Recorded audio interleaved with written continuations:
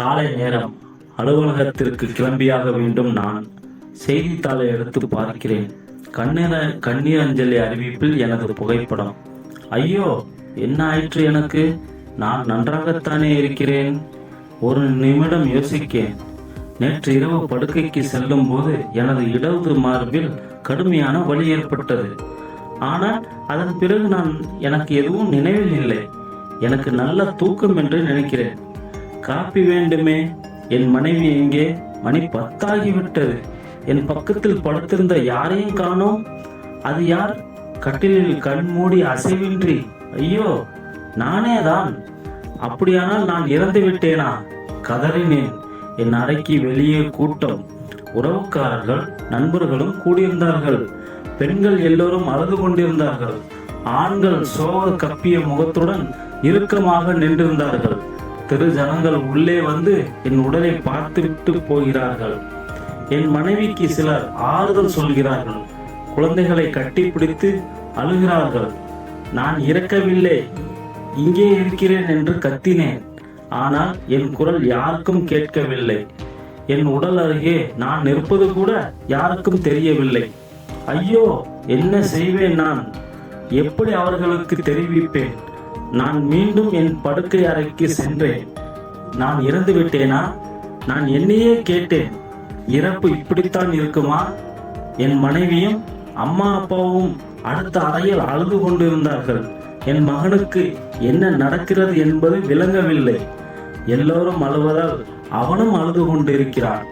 நான் அவனை மிகவும் நேசிக்கிறேன். அவனை பிரிந்து என்னால் இருக்கவே முடியாது. என் மனைவி பாசமும் பரிவும் கொண்டவள். எனக்கு தலைவலி என்றால் கூட அவள் அழுவாள். அவளை பிரிய போவதை என்னால் நினைத்து கூட பார்க்க முடியவில்லை. என் அம்மாவிற்கு நான் ஒரு குழந்தைக்கு தந்தையான போதும் இன்னமும் என்னை குழந்தையாகவே பார்ப்பார். அப்பா கண்டிப்பானவர் என்றாலும் அந்த வார்த்தைகளில் ஒவ்வொன்றிலுமே பாசம் நிறைந்திருக்கும். இதோ ஒரு மூலையில் நின்று அழுது கொண்டிருப்பவன், அட, அது என் நண்பன், பகையை மறந்து வந்திருக்கிறானே. சிறு தவறான புரிதல் எங்களை பிரித்து விட்டது. இருவரும் பேசி ஓராண்டுக்கு மேலாகிறது. அவனிடம் மன்னிப்பு கேட்க வேண்டும் என்று தோன்றுகிறது. அருகில் சென்று அவனை அழைக்கிறேன். ஆனால் என் குரல் அவனுக்கு கேட்கவில்லை. என் உடலை பார்த்து தேம்பி தேம்பி அழுது கொண்டிருக்கிறான். ஆம், நான் தான் இறந்து விட்டேனே. அருகில் மாட்டப்பட்டிருக்கும் சாமி படங்களை பார்க்கிறேன். ஓ கடவுளே, எனக்கு இன்னும் சில நாட்கள் கொடுங்கள். நான் என் மனைவி, பெற்றோர்கள், நண்பர்களிடம் எவ்வளவு அன்பு வைத்துள்ளேன் என்று வெளிப்படுத்த வேண்டும். அப்போது என் மனைவி அறையில் நுழைந்தாள். நீ அழகாயிருக்கிறாய் என்று நான் கத்தினேன். ஆனால் அவளால் என் வார்த்தைகளை கேட்க முடியவில்லை. உண்மையில் நான் அவளிடம் இதற்கு முன்னால் இவ்வாறு சொல்லவே இல்லை.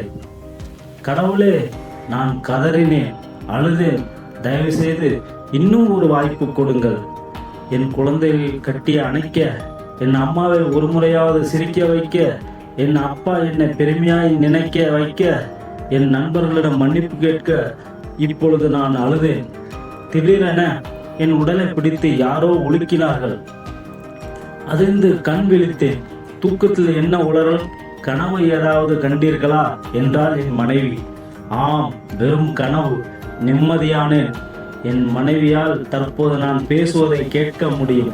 இது என் வாழ்க்கையில் மகிழ்ச்சியான தருணம்.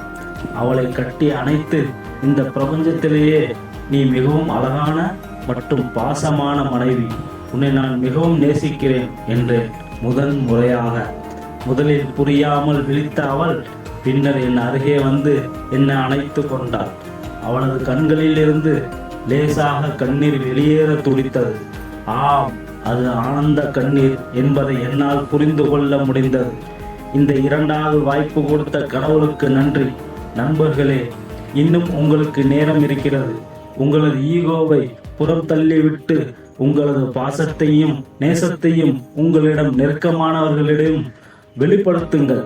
ஏனெனில் உங்களுக்கு பாசத்தை நேசத்தையும் வெளிப்படுத்த உங்களுக்கு இரண்டாவது வாய்ப்பு கிடைக்காமல் போகலாம். பிடித்திருந்தால் மற்றவர்களுடன் பகிர்ந்து கொள்ளவும். நன்றி.